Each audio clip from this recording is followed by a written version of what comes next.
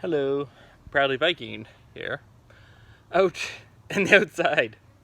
It's weird, I'm on my back deck. Went for a run. Hit my bag in the yard here. Because that's what I got room for right now in my current living situation.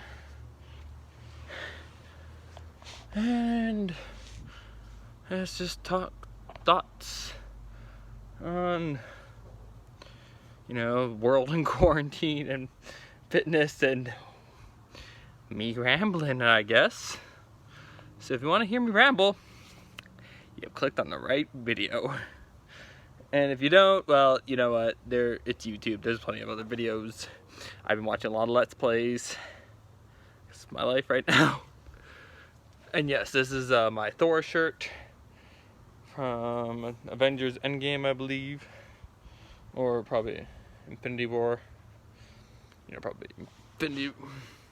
And I could try to track down which specific movie, but I doubt the majority of my small audience cares. But yeah, I guess today, other than being Cinco de Mayo and Revenge of the 5th, is an important day to me, personally, because it's the anniversary of both my latest Muay Thai Prajid. So, if you don't know, Muay Thai, here in North America at least, has a belt-like ranking system that goes by Prajids, which are armbands, which is a Thai thing, traditional Thai, but I think those are especially blessed by Buddhist priests armbands. Mine, as far as I'm aware, have not been blessed by any religious denominated, any organization or persons in terms of any current or past religions in the earth. Just martial arts goodness tradition. But they use, in my school, they use the same color ranking system as they did for the karate. And so last year I got my brown. 8 years ago I got my orange. And orange was the first big testing. So you get your white, and in Muay Thai it's a little different because in karate or jiu-jitsu where you take those, you get your white when you sign up. Because you need the belt to hold the gi on. Muay Thai, no, you have to wait a couple of weeks. You do a little grading. And it's not like a big thing, just like, do you know some basic combos? Do you know just basics like, can you have a stance? And by basic, I mean like simple, like 1, 2, a jab cross, like 2 punches. Jab cross kick. Like very basic stuff. And just the basics of like, can you hold in a stance? How do you like defend? Like have a block. Stuff that like when you walk in the door, we try to teach you that as fast as we can, so you can keep up with the class. But yeah, Muay Thai we do it differently because we give you the white after you've been around for like a couple weeks to make sure like you're gonna stay. Because a lot of people try out classes and decide it's not for them. And you know what? If it's not for you, no shame. Different strokes for different folks. I'm definitely about that. So even if I am a very big Muay Thai fanboy and I'm like, it's hard for me to conceptualize of like the mindset where Muay Thai would not be for you, because it is so much for me. But yeah, that's because it's hard. Despite what empathy I can have, there are certain things, same with like, I have a hard time thinking what it would be like to hate a baby. I can understand being frustrated with a baby. I've definitely handled crying babies. But you see pictures of your friends where you're like, oh, I love it. But also I love it when it's a picture and I don't have to like deal with it crying or smelling. Okay, bad example. But again, we're rambling. And then after white, you get your yellow. And that's a couple months. Forgive me if I can't remember if it's just the first few months or if it's 6 months. If it's like 3 months. I think it's more like 3 months. And then I think after 6 months, you get your orange. So yeah, yellow again. It's just in the class we're at. Like in just your school, because my dojo is part of a chain. We have all these different schools, a great big family, and I love all of them.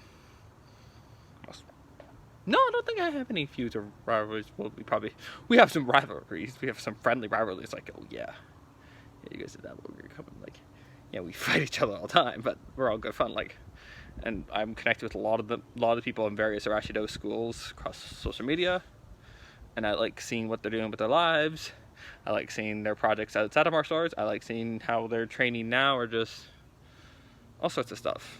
I like knowing, being connected with all these people, and that's a lot of the reason I'm making this video, because emotions ahead when I run. I don't know about you, but when I exert myself, I feel things. I don't know if this is like a regular human stuff, like when you get your heart rate up and then like stuff in your brain, all this emotional stuff comes up and flashes in front of your eyes, or like maybe I've been raised in a culture of a form of toxic masculinity where, you know, you don't really express your feelings. And yeah, it's like, wait, Bradley, but you're always like jumping around and laughing and such. But it's like, okay, there's jumping around and laughing, but then there's expressing certain feelings. So yeah, I was not raised to be a complete stoic, but definitely it was like, we don't show those things most of the time. And of course, it's not like you, and I still, even now growing out of that, I still don't believe you should cry on everybody's shoulder. You know, there's definitely certain things you need to make sure and trust to trustworthy people. You know, don't give everyone your bank card. You know, keep the nuclear codes, you know, to private. You know, don't give them your passwords. And yeah, don't just like spill the guts of everything you're feeling to every Joe Schmo. Although I don't, and I have related to people before, it's like sometimes it's actually easier to open up about things to a stranger who's not involved in a scenario than like to a close friend. Just the way she goes sometimes. It's like, oh, well, I can tell you this, but also because like this is impact you, and you can give me a fresh perspective. So there's legitimacy to that.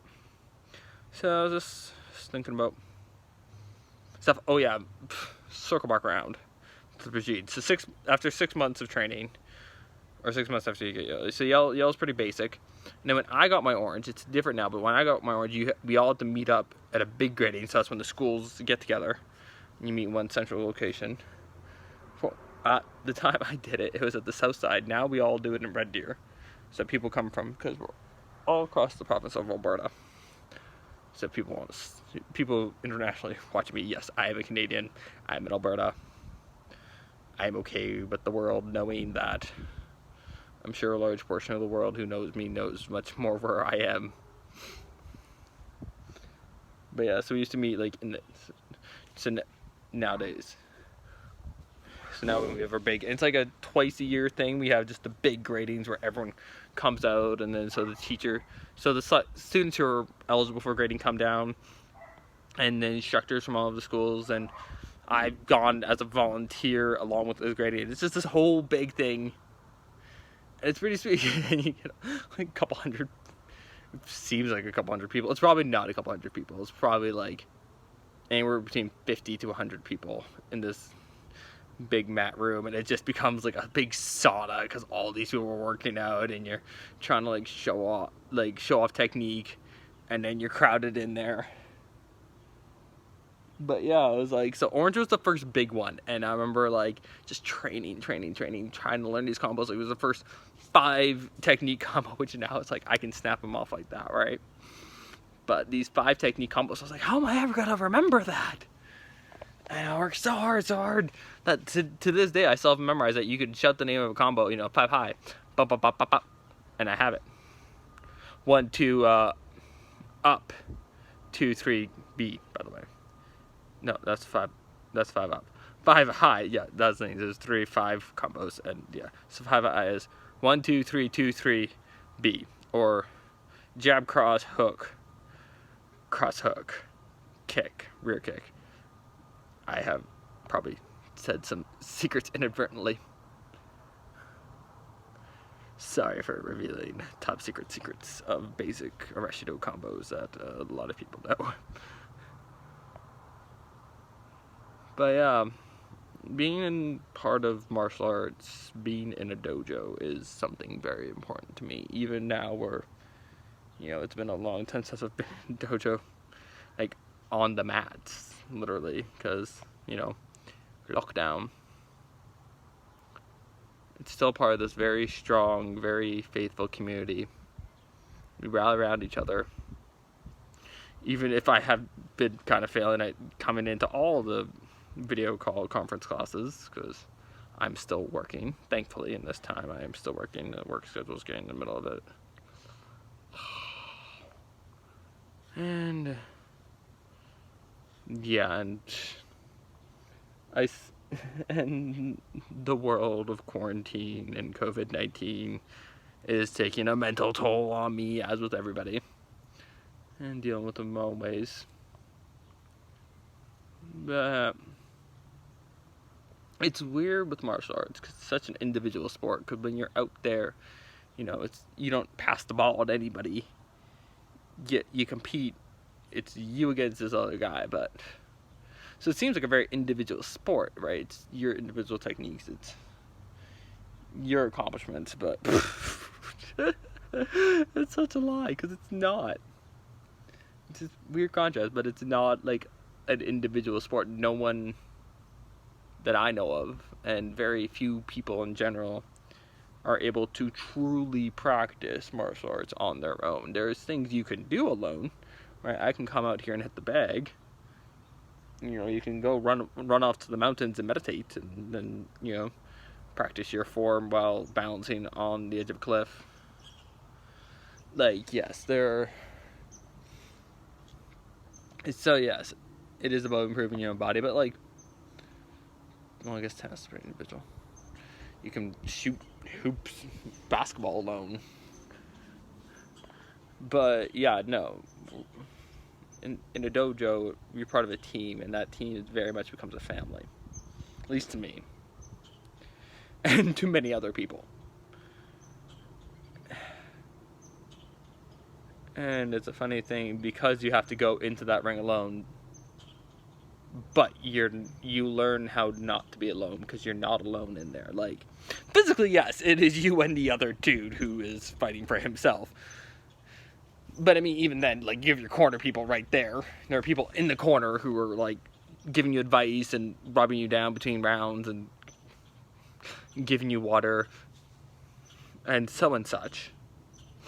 But there's all the training partners that it's very hard to, like, become combat proficient without a training partner. It's possible. It's definitely possible. You can definitely hit a bag or punch a wall or something and, like, figure out, and, like, shadow box. But there's things you have to figure out with your stuff by punching another human being and having them punch you, and you both figuring out how not to get punched and kicked and so and such, or, you know, if you're grappling, thrown, grappled, choked out, blah blah blah blah. But yeah, you kind of, at least I get into headspace so that when my, you know, heart is pumping and blood is roaring, they're there with me in my heart. And so I'm never alone. At least not when I'm working out. No. Everybody who has cheered me on, who has sweated alongside me, who has believed in me is there with me. Maybe I'm just crazy. But, yeah. I just want to thank all of you who have been there for me, who have worked with me, who've just tried to help. And even people who have not physically been there, but, like, I still hear your boss in my head. So, yeah. Never alone.